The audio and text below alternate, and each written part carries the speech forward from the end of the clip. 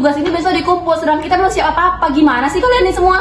Ya lah weh, serius. Tapi 5 menit aja kita.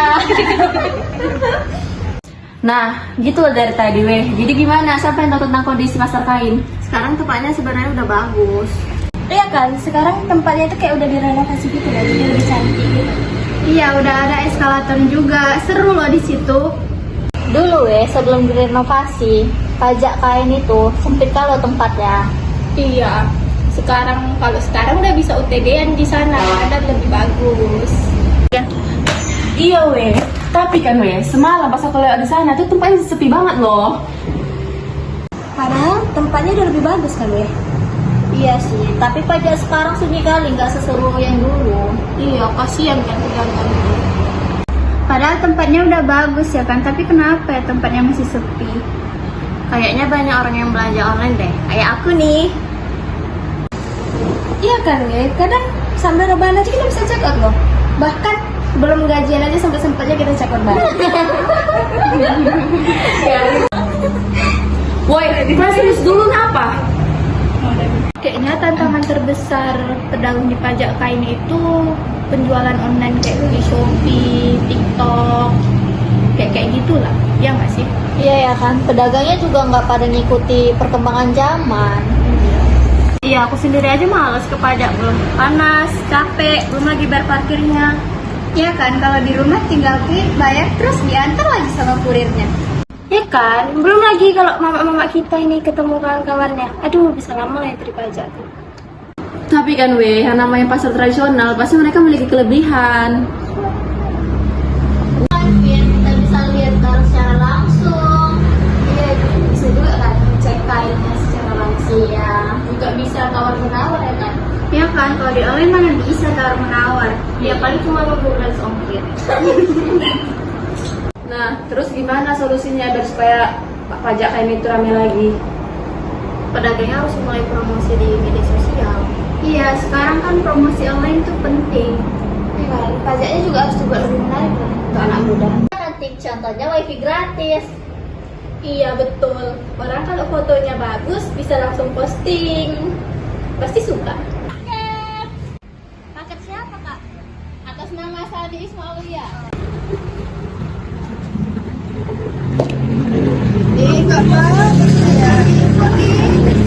Kan, makanya harus di pajak kain. Udah tahu pajak kain banyak yang cantik, kenapa harus online? Kayak gini kayak mana kalau udah salah kayak gini? Kota Tebing Tinggi didirikan pada tahun 1955 dan dikenal sebagai pusat perdagangan di Sumatera Utara. Salah satu tempat pentingnya adalah gedung pasar tradisional yang kini beralih menjadi modern di Jalan MT Haryono nomor 72 yang menjadi pusat transaksi berbagai komoditas termasuk kain. Pada periode awal, pasar ini menjadi lokasi utama bagi pedagang lokal untuk melakukan pertukaran dan penjualan kain tradisional. Pada masa itu, pajak kain dikenakan oleh pemerintah kolonial Belanda sebagai upaya untuk mengatur dan memungut pendapatan dari perdagangan yang meningkat. Seiring berkembangnya sektor perdagangan, pajak kain diperkenalkan sebagai instrumen fiskal. Pajak ini berlaku bagi segala jenis kain yang diperjualbelikan di pasar dan umumnya dipungut dari pedagang ataupun produsen kain. Pengenaan pajak kain membawa dampak yang signifikan bagi masyarakat Tebing Tinggi. Di satu sisi, pajak ini memberikan kontribusi pada pendapatan daerah, mendukung pembangunan masyarakat. Di sisi lain, pengenaan pajak juga menambah beban bagi pedagang, terutama para pengrajin kain lokal yang bisa jadi tidak memiliki daya saing terhadap produk luar. Pada tahun-tahun berikutnya, saat Indonesia meraih kemerdekaan, pajak kain tetap dipertahankan sebagai salah satu sumber pendapatan. Namun, kebijakan tersebut mengalami penyesuaian dan reformasi untuk lebih memperhatikan kesejahteraan para pedagang lokal. Dalam beberapa dekade terakhir, industri kain di Kota Tebing Tinggi mengalami transformasi. Sekarang, kain tidak hanya menjadi komoditas perdagangan, tetapi juga identitas budaya masyarakat. Pemerintah lokal mulai memberikan perhatian lebih besar terhadap produk kain lokal melalui promosi dan dukungan bagi industri kerajinan. Pajak kain saat ini tidak hanya berfungsi sebagai alat pemungutan pajak, tetapi juga sebagai bagian dari upaya untuk melestarikan dan mengembangkan industri tekstil lokal. Dengan adanya kebijakan yang lebih ramah dan dukungan terhadap inovasi, serta pemasaran produk, industri kain tebing tinggi dapat bersaing di pasar yang lebih luas. Kami juga melakukan wawancara kepada salah satu pedagang yang ada di pajak kain. Bu, di sini kami mau nanya tentang sekitar dengan pasar kain ini. Yang pertama, kami ingin menanyakan tentang sejak kapan pasar kain ini mulai dibangun? Sudah lama lah, udah ada 20 tahun kalau pasar kain ini. Tapi kalau bangunan baru ini baru 7 tahun. Baru 7 tahun ya untuk bangunan yang baru. 7 tahun Kak, selama di sini. Itu selama 7 tahun itu Kak, apakah di sini lebih baik atau yang dulu-dulu lebih bagus? Yang dulu lebih baik daripada sekarang. Ini kenapa Kakak tahu nggak alasan pemerintah bangun ini? Mungkin dibuat ini biar supaya kelihatan bagus, menarik, dan menarik pelanggan lah. Kalau yang sebelumnya kan itu kelihatan masih bangunan lama dan jelek lah. Cuma kan ini udah terbaru, udah ada eskalatornya.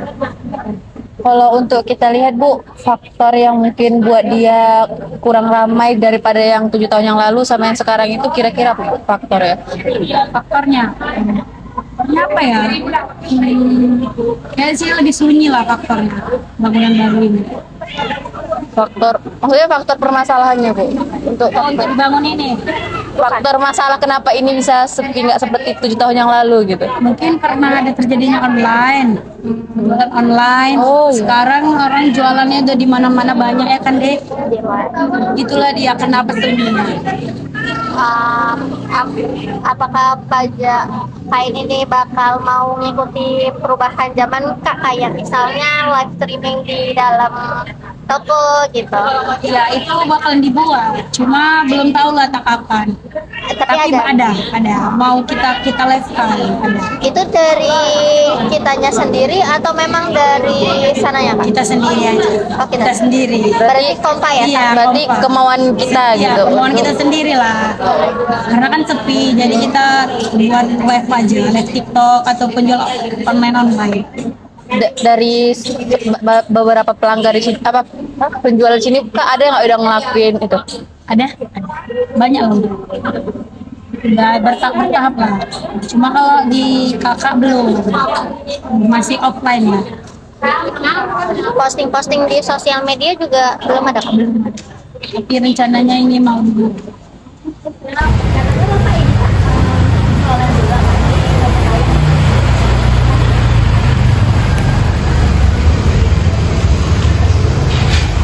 Ada sih Kak? Nggak usah sini aja. Lah kok bertiga? Aku editing aja. Jangan bertiga. Lanjut. Nah.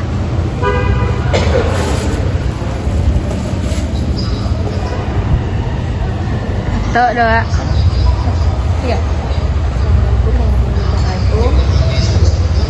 Di sini kita mahasiswa Maridina Syariah dari Stasiun TBD. Di sini kami dari dosen kami Pak Iskandar Hidayat. Di sini kami Pak ada tugas di situ di mana kami disuruh menganalisis pajak kain Pak.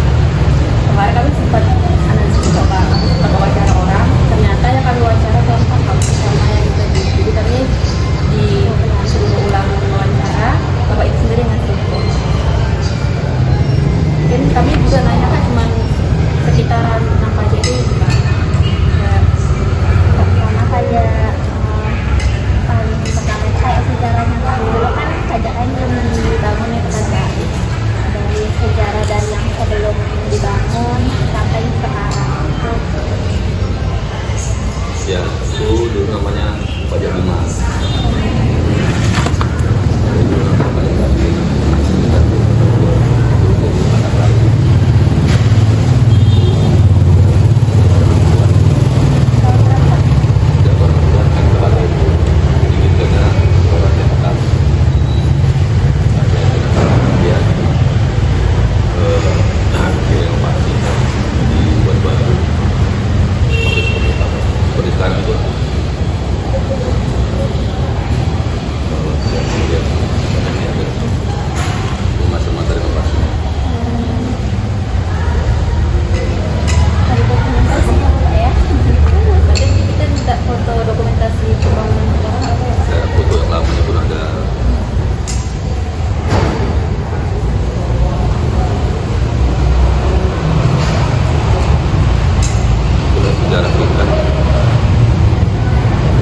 Bunga namanya.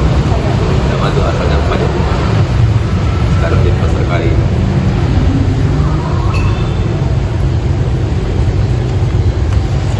Itu emang sekaligus dibangun langsung Duta 3 atau Iya, sekaligus.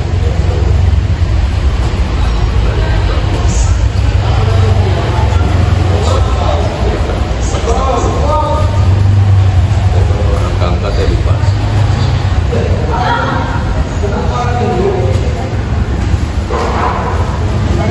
kemarin kami dengar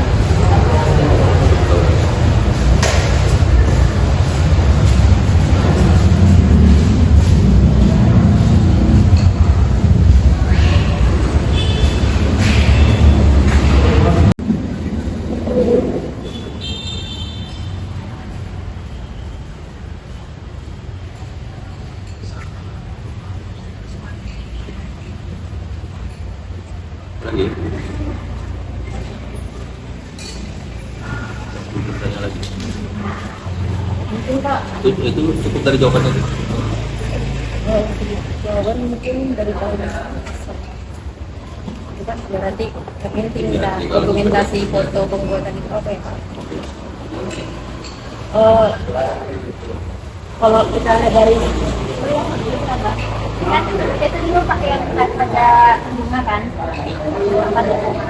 Terus Bapak tahu nggak alasan direnovasi menjadi pajak lain? Udah pasar itu udah terlalu tua. Udah satunya udah harus diganti. Kok kalau kita lihat dari kondisi penjualan dari penjualan katanya gitu kan dari aktivitas pasar itu kayak mana sih Pak? Ya, keadaan sekarang penjualannya gimana Pak? Apakah sama yang dulu sama atau apa gimana? Kalau membandingkan dulu dengan sekarang bukan masalah fisik pasarnya, memang kondisi ekonominya dulu pasarnya seperti itu pun ya kan, pembelinya masih ramah, bukan belum ada masalah. Di pasar itu sekarang diperbaiki, dibuat baru karena dasar ekonomi kita lagi sepi, ditambah lagi sekarang bangunan itu kan tidak sesuai dengan keinginan pedagang sendiri. Masyarakat harus dibangun. Jadi berarti faktor kenapa pasar itu sekarang jadi begitu mungkin dari faktor karena tadi makin canggih teknologi itu ya Pak? Kondisi perekonomian sudah menurun, sama ditambah lagi adanya jual beli online, kendali kita, tambah lagi kondisi hubungan pasarnya memang tidak sesuai dengan yang diharapkan oleh pedagang itu sendiri. Itu yang menyebabkan pasar itu sekarang sepi.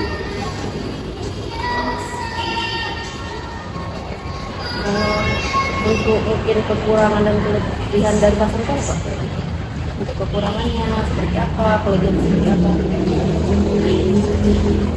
Kekurangannya ya pasar itu dibangun tidak sesuai dengan kebutuhan pedagang. Ya, karena tidak seharusnya tidak seperti itu. Contohnya ini ditinggikan, dan pedagang nggak mau tinggi, tidak.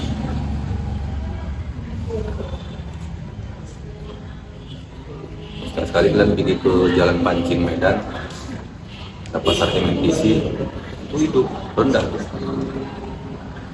Berarti itu mempengaruhi juga ya? Yang pertama harus satu, kedua faktor lain. Sekarang di ring kota ini kan, ring kota ini udah banyak pasar. Jadi kalau sekedar orang untuk beli sembako aja udah ada, orang nggak perlu sini. Nah, di sini ini 80% orang yang datang kemari ini orang luar kota, orang sekitar Singapura, orang. Nah itu masih dipersulit, karena orang Bogor mau kemari nggak bisa angkotnya langsung kemari, harus di Kampung Kling dulu yang menyambung. Dan tol sentral Medan, tol sentral.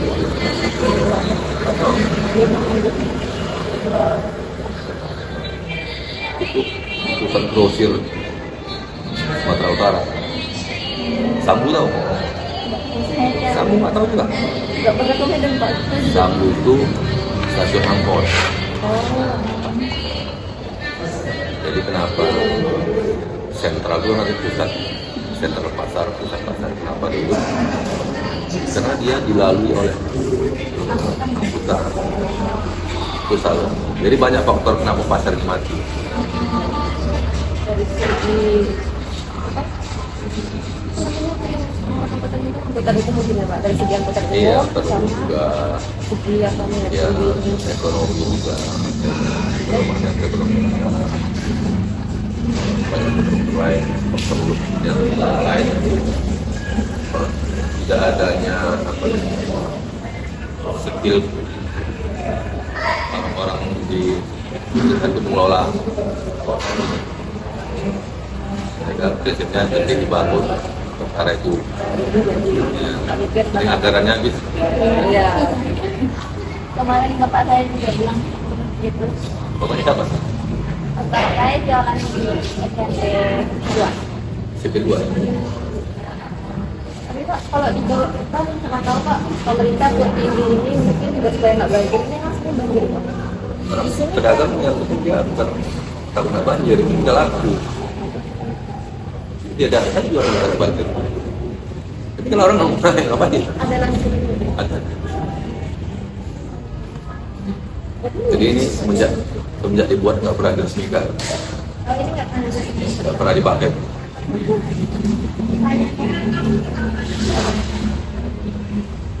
Tengok saya kalau Ada izinnya keluar dari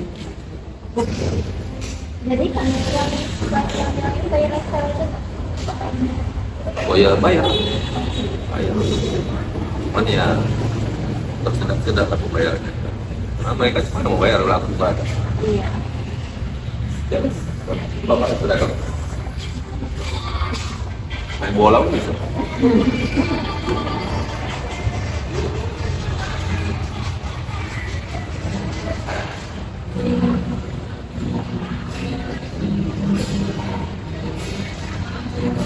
Ancamannya Pak berarti hanya dari yang ini ya Pak, dari online begitu Pak, atau ada yang lain? Ekonomi tadi. Iya, itu bukan ancaman. Beberapa faktor yang melemahkan pasar ini. Kalau ancaman yang dirasakan pedagang Pak, Tadi yang disebut tadi, faktor baterai, jadi dia bukan ancaman. Itulah faktor yang melemahkan perekonomian di pasar ini. Jadi lebih ke itu karena faktor online tadi itu yang buat mereka jadi Salah satunya. Kenapa pasar-pasar di pinggiran ini itu juga ada online? Jalan Cemara sekarang itu sekarang ya. Anak saya ada buka jilbab. Sekarang itu sudah kalah jilbab apa? Jilbab baru di sini. Kalau dari sini ke sebelah kanan.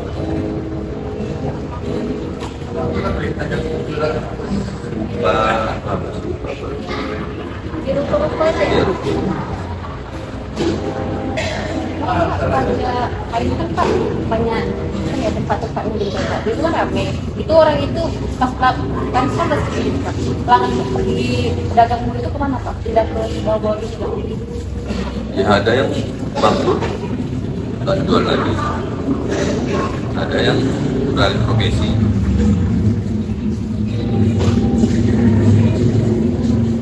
Kalau alasan Bapak sendiri milih kan setahu kami Bapak tuh dulu punya usaha sendiri kan Pak. Sekarang menjadi pekerja? Iya. Kenapa Bapak memilih jadi pekerja daripada sendiri pasti? Ya itu tadi kenapa? Karena kita mau bertahan tuh. Jadi Bapak tuh dagang apa? Dagang aksesoris, dagang tas. Di bagian Dulu belum ada. masih peternak ya. Yang masih banyak bunga lah. Setelah renovasi ini Bapak baru janji Iya. ya.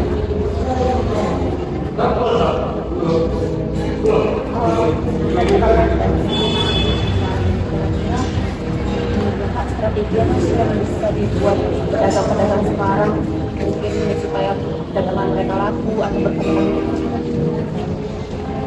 Iya, dia mesti ada kebijakan dari pusat. Nggak bisa orang lebih nggak bisa. Seperti online itu oleh pusat kan dibatasi. Itu kan wewenangnya punya pusat. Tapi dengan nah, Sumatera Barat itu kenapa perekonomian maju? Karena diproteksi, dilindungi. Di sana nggak boleh apa Indomaret, Alfamart nggak boleh. Pertuaran nggak diizinkan memberikan juga nggak boleh. Oke, ada sebagian. Tapi nggak sepenuhnya aja. Dibatasi. Jadi itu satu faktor ya kan. Maju itu ya peran pemerintah itu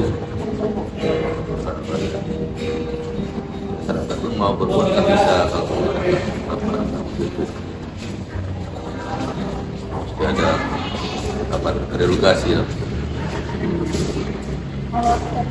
Kalau sebenarnya masyarakat kalau mulai belajar udah buka online juga Ya bisa, depannya ya bisa, ada buka kemudian. ya bisa, ya bisa. Siapa yang mengharapkan dari orang macam bapak, Sarlo aja bapak bisa. Kalau misalnya Iya tadi.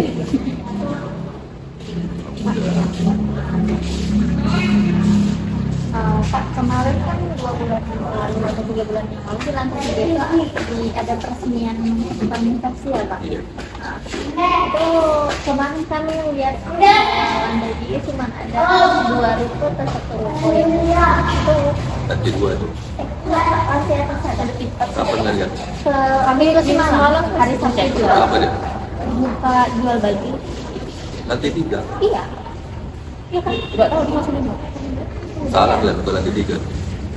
Kalau di lantai pertama kan Pak, kita lihat itu ada jual baju kan Pak. Di lantai 2 kita masuk, situ ada jual salon. Lantai 3 ada Pak. Lantai 3 bagian satu ruko atau 2 ruko gitu Pak. Oh iya, Di jahit itu, belakangnya. belum jahit itu, jahit ya. Kemarin waktu resmiin banyak ya kan Pak orang yang majang-majang bajunya di situ. Kalau lihat Facebook ada tulisan. Menteri aja kami bawa tak perlu lihat. Iya iya Pak, kemarin saya lihat juga di Facebook. Facebook mengenai ya itulah. Menteri aja kami keren katanya gitu. Bangga kan tuh kan? Berarti memang kebanyakan validasi doang ya Pak? Ya, jangan di tebing di Medan aja pasar-pasar ketika itu banyak kan. April tutup, Ekonomi ya. April banyak tutup. Tapi juga ada Tahu cuma saya nggak pernah ke sana gitu Pak, jarang belanja ke sana. kita Ramayana aja. Itu kan. Ramen gitu. Itu masih ada. Oh itu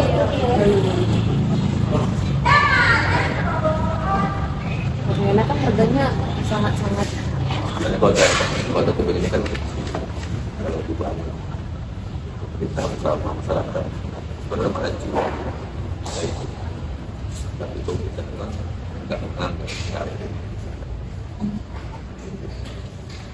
Ya nanti kalau seluruh pemimpin kalau kalian membangun pasar pedagang ini, pedagang itu tahu bagaimana pasar, di mana pinggir dari sekarang pedagang yang Itu ini Kalau pemerintah membangun irigasi, kan cuma petani yang tahu di balik itu airnya. Kalau sekarang enggak, kalau nanya, ya hasilnya jelek gitu.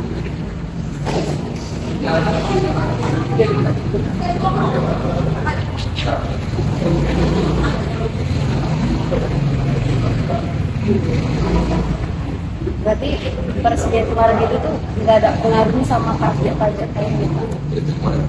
yang siapa tahu karena udah ada peresmian dia kan makin berkembang gitu. Jadi gitu aja. live apa live-nya aja kan waktu peresmian di TV ya. Kemarin kami datang mati. Eskalator. Oh iya, Dan itu yang masuk kita masuk di dalam kota. kemarin juga kami kan bersama sekarang kami tanya kejadian kayak mau ada niatan buka online juga, orang itu bilang ada Pak, cuman udah ada niat mungkin tahun depan tapi nggak tahu lah kapan-kapan lah katanya Pak. Ditambah lagi udah ada yang buka, kan dia belum niatan masih baru niat. Yang iyanya orang sendiri baca online, Iya. dagang itu. Iya. Kalau kita lihat dengan makin besarnya teknologi ini kan kalau ada cara orang itu dan makin buka online, makin kan mungkin menambah pemasukan mereka gitu kan. Nah, mereka mesti niat ini. Ya, itu tadi kan mereka kan nggak dibina sama kita, pelatihan.